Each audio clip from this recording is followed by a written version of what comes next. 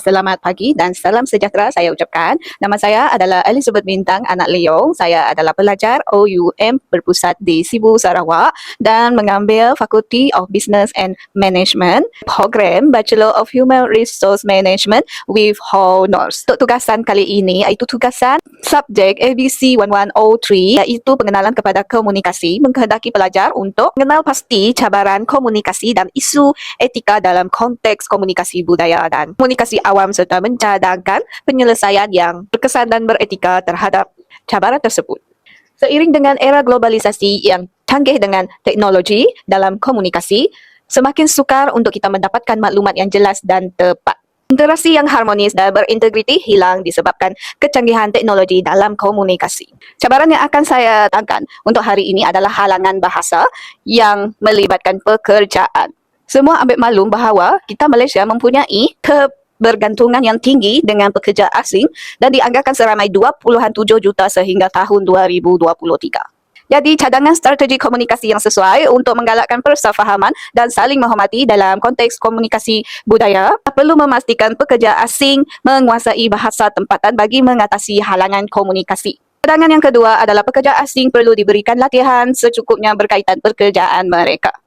Organisasi dan syarikat di Malaysia perlu memberikan latihan yang secukupnya dan kemahiran yang cukup dalam pengalaman kerja mereka. Untuk topik yang seterusnya, komunikasi yang jelas dan sensitif terhadap budaya dapat membantu mencegah konflik atau salah tafsir dalam persekitaran berbilang budaya. Salah satu aspek utama berkomunikasi secara berkesan apabila melibatkan pelbagai budaya adalah kesedaran dan menghormati budaya serta agama masyarakat lain. Dan akhir sekali, bukan sahaja komunikasi lisan yang perlu dititik beratkan, komunikasi bukan lisan juga sama pentingnya dengan komunikasi lisan. Berikut adalah topik yang akan kita bincangkan seterusnya adalah analisis tentang isu komunikasi awam terkini di Malaysia. Untuk topik ini, saya akan bahaskan mengenai penyebaran maklumat palsu melibatkan kenaikan harga minyak diesel dan petrol yang terjadi di Malaysia akibat daripada gangguan geopolitik.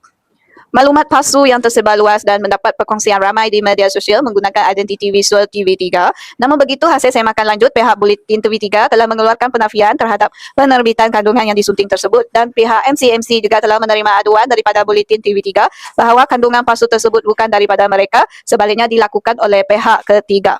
Jadi cadangan pendekatan komunikasi beretika untuk mengelakkan penyebaran maklumat palsu ini terus berleluasa, kita boleh konsistensi mesej antara agensi melibatkan kerajaan. Dan itu, kementerian juga perlu menggalakkan komunikasi dua hala, iaitu bukan sekadar menyampaikan maklumat, sebaliknya mendengar suara rakyat. Dan akhir sekali, institusi awam perlu bertindak segera dan respon dengan cepat terhadap maklumat palsu kerana maklumat palsu boleh merosakkan kepercayaan rakyat.